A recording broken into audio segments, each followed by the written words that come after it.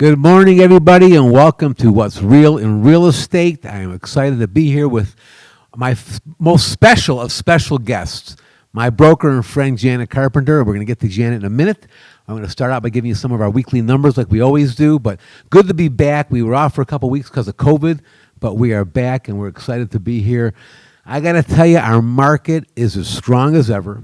Our inventory is going down a bit, but our market is strong. And that's why the inventory is going down, because people want to be here. We are still the hottest place to be for, I don't care what segment you are. If you're young, starting out new, if you're old and calling it quits and retiring, there's no place to be like Las Vegas. We have a total of this is as of this morning, 5,329 listings, and 5,100 of those, in addition to that, there's 5,100 under contract.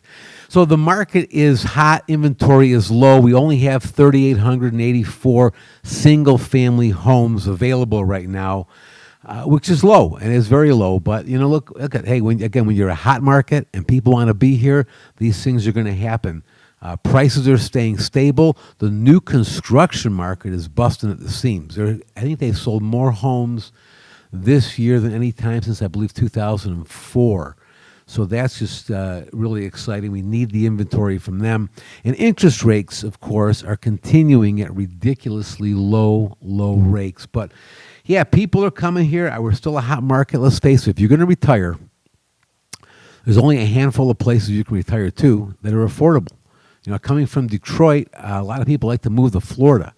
And although it's affordable, I personally can't live and handle all those big, huge bugs, the heavy humidity, the hurricanes, and the older people are older in Florida than they are here, it seems like. They are older.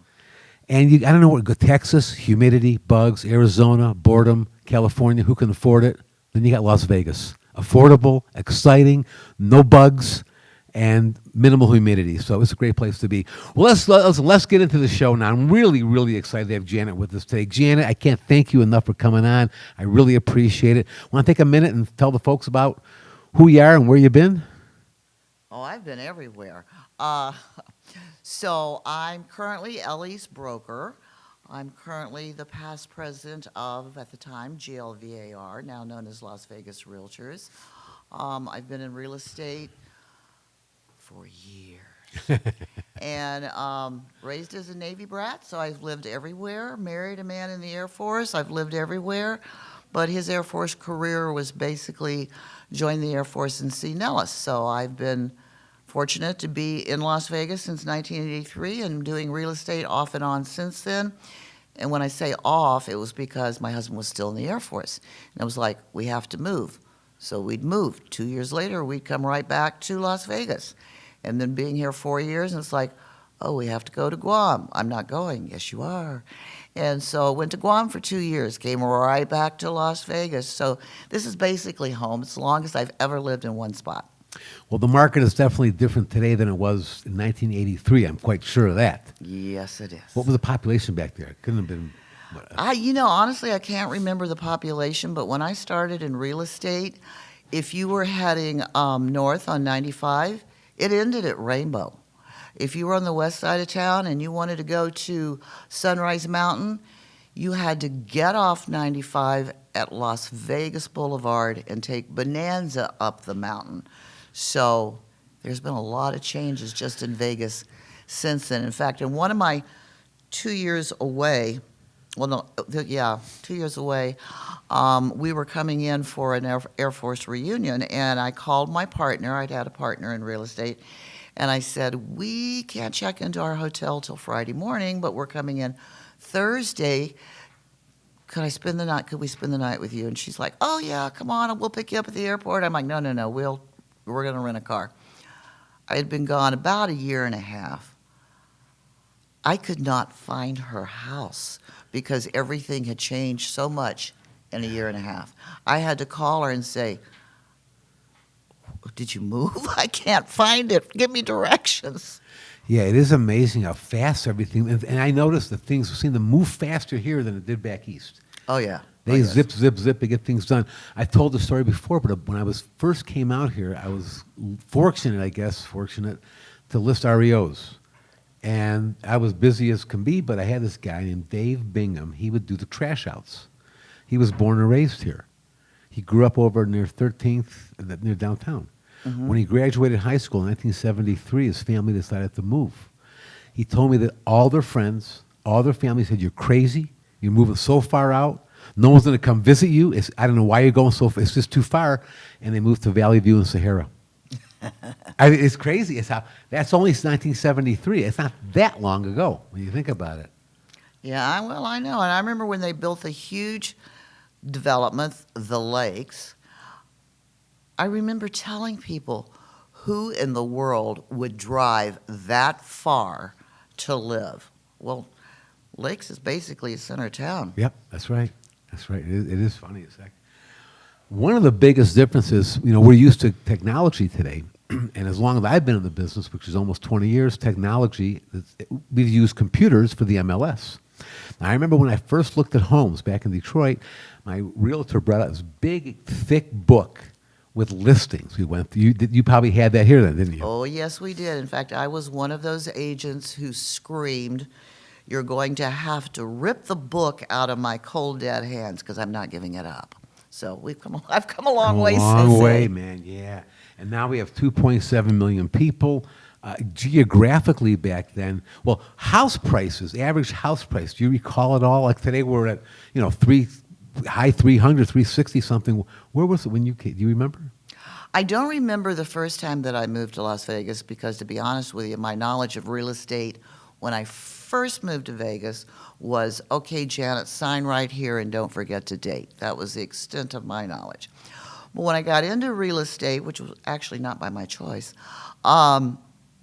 we were here, we moved for 2 years, we came back, and we bought a house at the lakes. This was a 2,700 square foot, 5-bedroom house with a decent sized yard, put in a pool, paid a lot premium because we were in a cul-de-sac, and the price was $140,000. Oh my goodness. What could that house be worth today? $500,000 I plus? sold it about 3 years ago. Yeah. Oh, did you? Yeah. Okay. Yeah, that's amazing.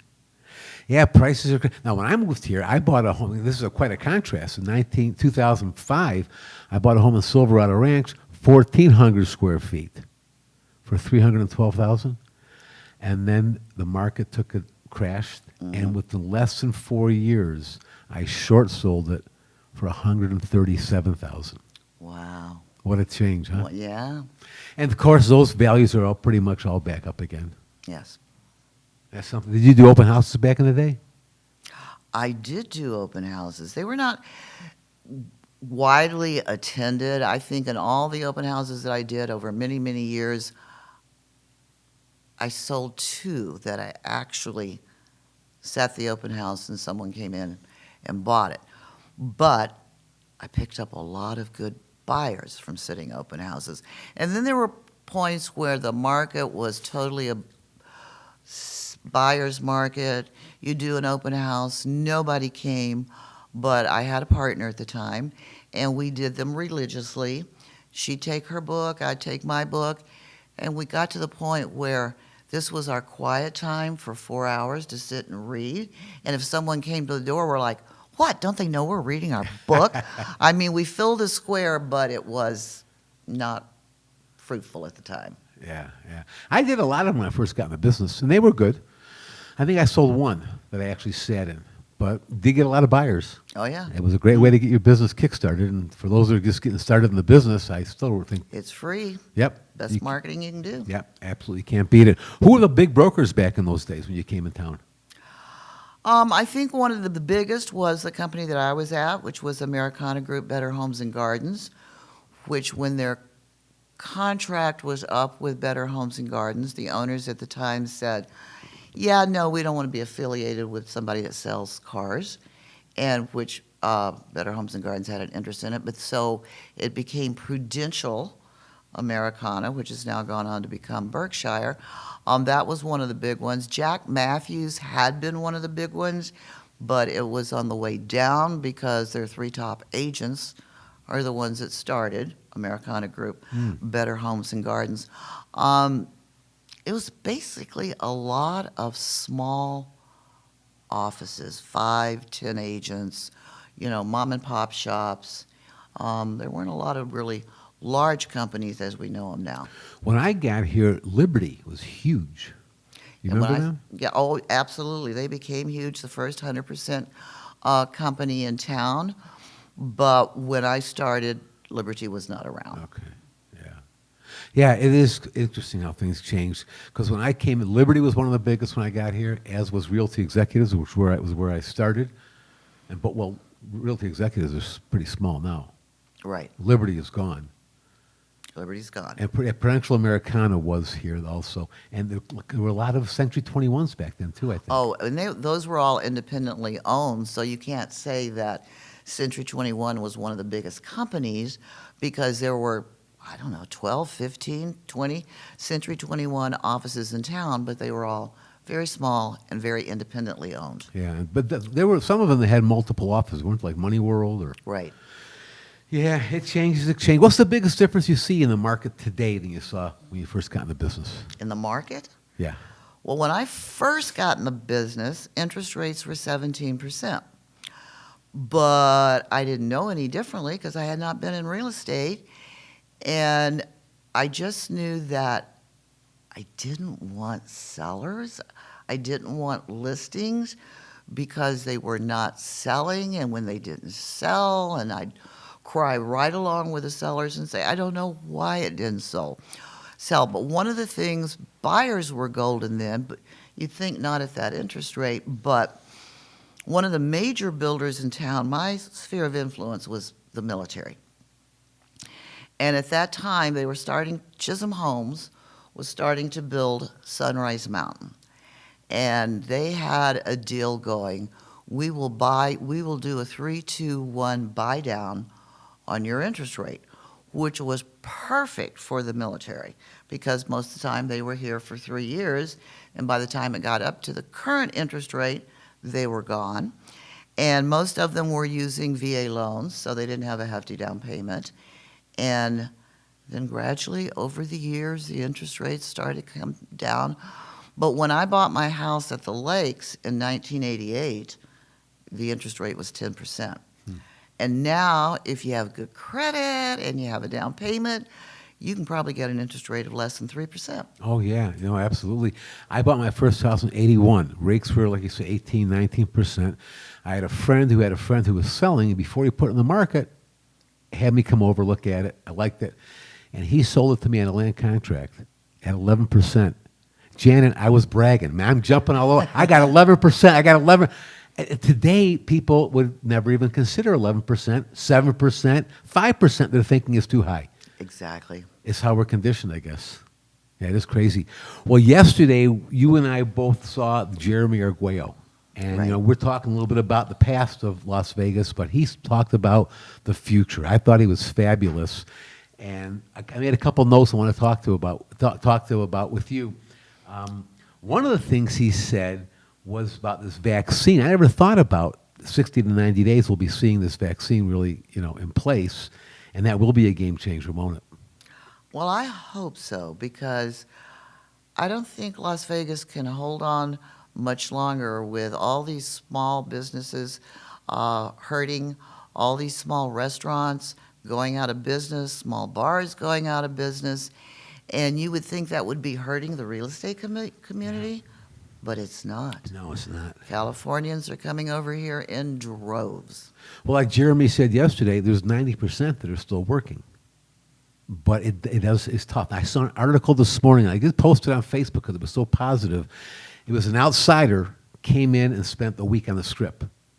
And I forget it was he or she wrote about how, they were just bragging about how great Vegas is handling everything. She felt very comfortable with the social distancing and this, all the mask wearing. And so, yeah, it is crazy, though. But you're right. We can't go on forever like this because too many small businesses are just going to get killed. The other thing that I've been saying, and I don't know anything about anything other than I listen to people talk, and Jeremy confirmed what I've been saying. There is no indication of a bubble. He kept saying there's no indication at all that there's any kind of bubble. Well, no, there's not at this point, because a lot of the people that are buying houses are, like I said, people coming over with cash from California, or the prices have gone up so drastically. If you've been in your house for 7 or 8 years, you have a lot of equity right now. That was, So yeah. you've got the money to move up. The only problem I see, and he did address this towards the end, is are we reaching a price point where your average strip worker your average hospitality person cannot afford to buy a house? Yeah, no, I thought of that too. And yeah, he did. Okay, everybody likes to see their values go up and up and up. And I like to see mine go up and up and up too. But I wouldn't be upset if we took a little bit of a little small little dip to bring prices back down. Just a tad, not a lot, just a little bit. But he said something I found, I didn't realize this, that only 9% of homeowners are in default. That was encouraging. Exactly. You would have expected more with all these people losing their jobs. Yes. But they've managed to keep up. And the other thing that people have been talking about, and I've been thinking about, is come December 31st, when the moratorium is lifted on evictions, we're going to have 1 million people on the street. But he said that only 16% are not making their payment. That was very encouraging for me. And the interesting thing, too, I think it was back during the REO days when homeowners could afford to make the payments, but they just saw their values dropping and dropping and dropping, and they're like, I'll just pocket this money. And I'm not saying that there are not a lot of people who are facing a very difficult hardship right now, but there are a lot of renters who are like, they can't evict me, I just won't make my rent payment, and Yeah. they have the money. So Yeah, I believe there are a that. lot of them who will be like, okay, you've evicted me now, I have money, I'm going to move on and find something nicer. Yeah, yeah. Yeah, this is such a difficult thing to go through for all of us. But it's nice to have people like Jeremy that can give you some of these numbers, that can give you a little bit of peace of mind. Because like he said, too many people have equity today for there to be a bubble. I remember when I was doing the REOs, I used to hate to have to go over and knock on that door and tell that person, you're out. And I hated that. And you give them cash for keys. Mm-hmm. And I remember one home, I'll never forget this, it was in Silverado Ranch. They bought the home for $250. And the price kept going up and up, and they had pulled out over $300,000. Wow. So they're winners, right? You think Yeah, they got money. and this was a lesson I learned when I gave him the cash for keys. It was on a Saturday, and I had the locksmith coming over on Monday. When we got back there on Monday, including the kitchen sink, everything was taken out. Wow. I mean, and here's people that actually, they got their money completely out of it. Right. But they actually took, the joke is in the kitchen, they actually took the kitchen sink, they took toilets. So from that point on, when I did cash for keys, the locksmith was with me. And I learned the hard way, and then we had to just lock them right out because but we're not seeing anything like that today. No. Nothing at all. Nothing at all. So yeah, I'm encouraged by the future, and what's it called? Blank. I drove by Resort World last week. Oh, I haven't been there Oh yet. man, it looks fantastic. They're going to hire 6,000 people. I mean, so we've got all this going in the wrong way. Then you've got things like Resort World going in the right way. I was down at Circa a couple weeks ago. I mean, that place is magnificent. Now, it was quiet, of course. It was on a Friday afternoon at 2 o'clock. But once people get out, what a great property. Beautiful, well done. Every other property in the Strip, and the downtown has ceilings like this. Right. But of course, Circa has the new high ceilings and everything's flowing. And so there's a lot of great things that are happening here in Las Vegas. And a lot of great things are happening at Signature. Now, a couple things I'm kind of disappointed about. We're not doing our paper and pancakes this year. Well, I know. We were really disappointed about that. We had it planned, but our Paper and Pancakes event is basically a public event. It's for the agents to invite their clients to say, come on in, bring all those boxes of paper in your garage. We're going to have a shredding truck in the parking lot. We're going to have a coffee truck parked out front. Come in, have your kids get their pictures taken with Santa Claus, and then we're going to give you pancakes and you can eat and go on your way.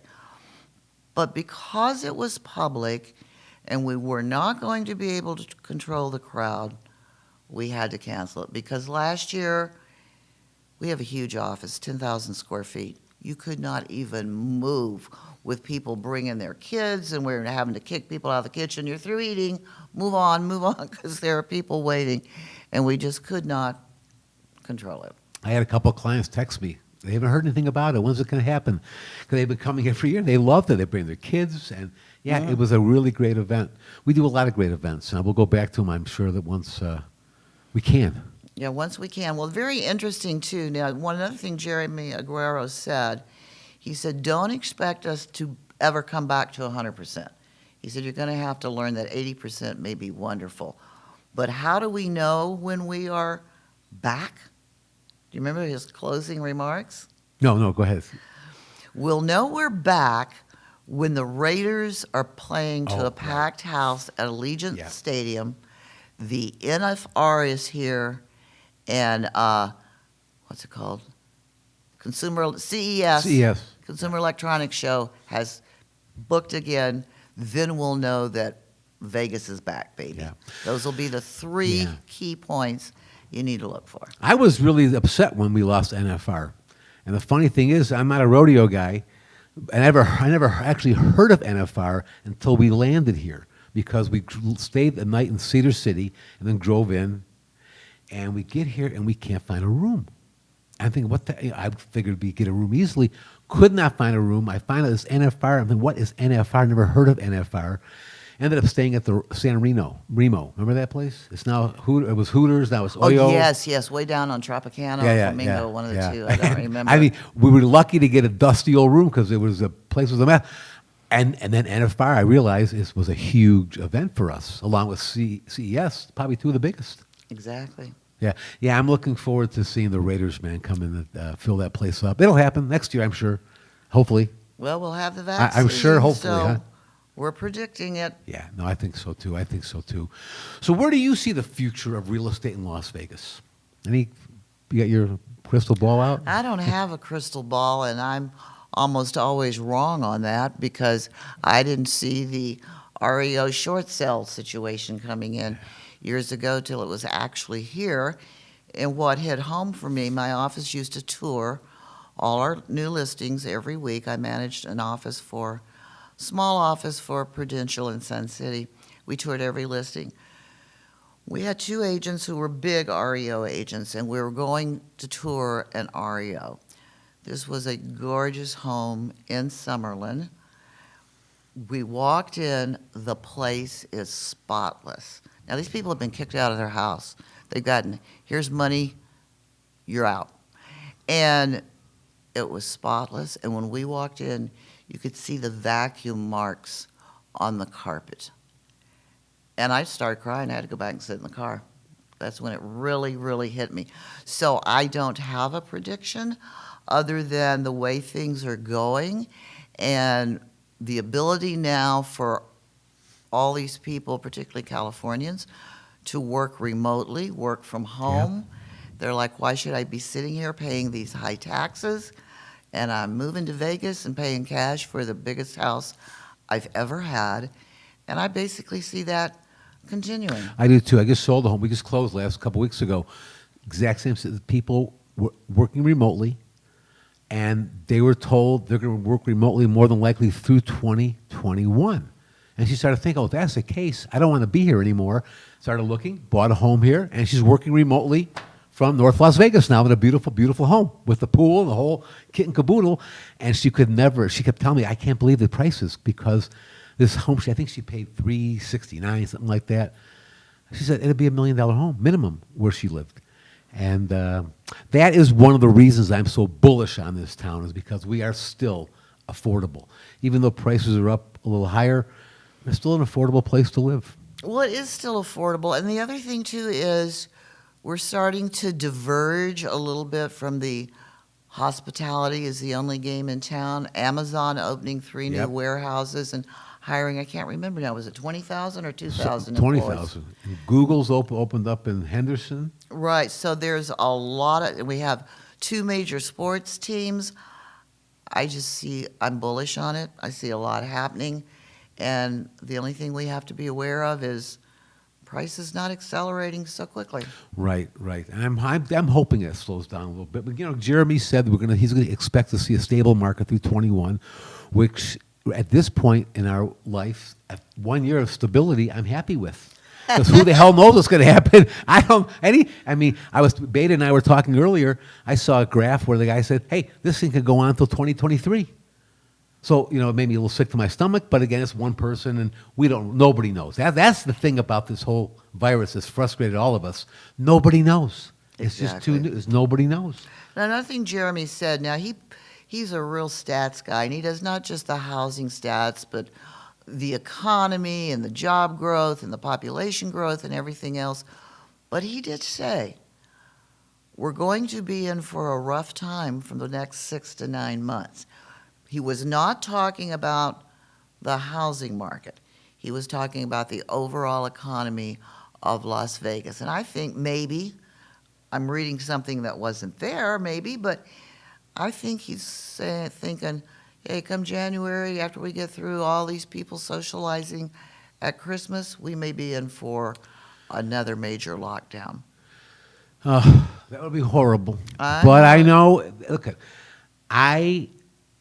we're not going to get political, but I was never a big fan of our current governor before he was governor or when he got. I wasn't a big fan, but I will tell you, and there's a lot of things he's done I don't like, but I did like the way he locked us down early on to try to curb it.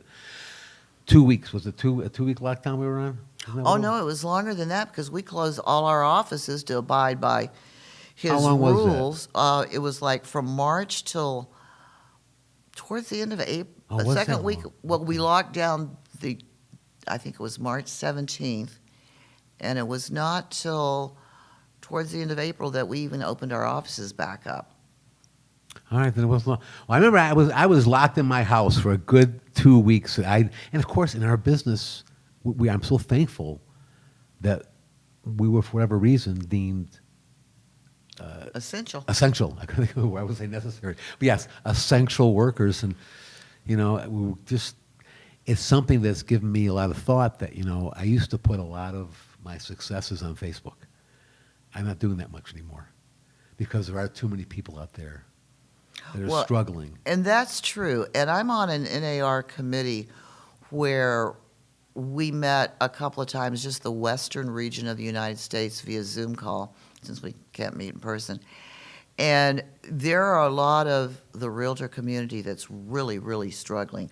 I think the first time we met was right before the May NAR meeting, and Washington State was locked down tight. They were determined to be non-essential, and their realtors were really hurting. And then I have a very good friend who's very involved in the National Association of Realtors. She's in New Mexico, and she posted on Facebook about 3 weeks ago, pray for us. Our governor just declared New Mexico realtors non-essential, and they can't work at all. Yeah. If they had a deal in escrow, they could close it with remote signings, remote everything. But after that, they were done. They were done. Yeah, that's a tough one. We are lucky. We have been lucky. So, like Yeah. I said, as much as I've not been a huge fan of his, there are a lot of things I love about him because it's been benefiting all of us. Well, that's true, but if you are a realtor listening to this, we owe that 95% to our lobbyist Yep. group that we pay for, I was just gonna Carrera, go there. Nevada. That's right. They have lobbied and they have begged that we're essential. They told them people have to have a place to live, they have to move, and through their efforts, we were determined to be, at the very last minute, by the way, to be essential. So if you were a realtor and if you've made any money since March, you need to contribute to RPAC. Otherwise, you would have made No, zero. I'm with you. You are the one that you and Brandon really got me into this RPEC thing. And I can't thank you enough because early on when I first came into this business, my broker back in Detroit told me about it. And I thought, politics. I hate politicians, and I wouldn't pay a penny. And he kept telling me how the reason, but he never explained it to me the way you did. And that's when I started about 4 years ago. And I can't imagine now. We all need to contribute and help out the cause. Exactly. So when your dues are due, by the way, your dues are due by January 5th, your local, state, national dues, and there'll be a little $50 charge on there. Yeah, you can call the association and have it taken off, but that $50 goes to pay for our lobbyist that kept us open during the shutdown, and we also contribute money to candidates who support realtors. If somebody says, I don't care, I'm shutting you down, they're not getting a dime for us. But if they say, yes, I believe in private property rights, I believe in what the realtors are doing, I believe how they volunteer in the community, how they make communities a better place to live, we're contributing to their campaign. We don't care if they're Democrat. We don't care if they're Republican. As far as we're concerned, they are the realtor party That's right. candidates. I'm a member of the Realtor Party. That's my favorite party. That's the party. Another one you turned me. I love that because, yeah, that's the party we care about, the Realtor Party. Well, we're about wrapping it up. Any final thoughts? Any closing thoughts to tell the folks out there? And No, I just want to thank you for inviting me, and I just want you to know that Ellie's one of my favorite agents. Not only is he hardworking, is he diligent, he volunteers in the community, he volunteers in committees at the association. He's, what are you, vice president of VA rep next year? yes, yeah. He supports our veterans 100%, and I'm just proud to have him as a member of my office. Well, thank you. And the feeling is very mutual. You know that, and I tell you all the time. I couldn't be luckier. You know, you get a broker like Janet. It's a 1 in a million, and we all feel that way, Janet. You know it. Oh, thank you. Oh, absolutely. Well, listen, thank you all for taking a look at us and listening to us for a little bit. And we look forward to seeing you next week. We're going to have our lender on, Tony Asquith, to talk about the changes in FHA rules and guidelines and numbers. So please tune in. And again, thanks again, Janet. Oh, thank you. Bye, everybody. Bye.